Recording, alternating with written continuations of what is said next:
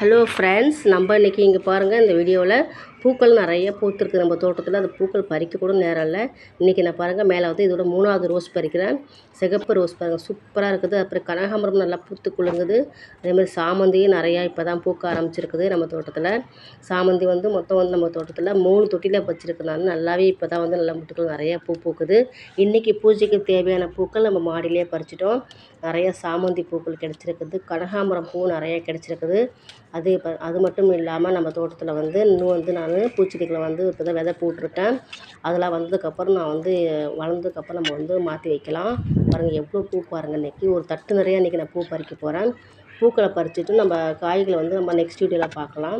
தக்காளி நல்லா நிறையா வந்து நமக்கு இப்போ நிறையா கொடுத்துட்ருக்குது காய்கள். தக்காளி வந்து மிளகாவும் நிறையா நம்ம வந்து பறிச்சிட்ருக்குறோம். அவ்வளோதான் ஃப்ரெண்ட்ஸ், எவ்வளோ பூக்கள் பாருங்களா. ஒரு தட்டு ஃபுல்லாக வந்து கலர்ஃபுல்லாக இருக்குது. தேங்க்யூ ஃப்ரெண்ட்ஸ், தேங்க்யூ ஃபார் வாட்சிங்.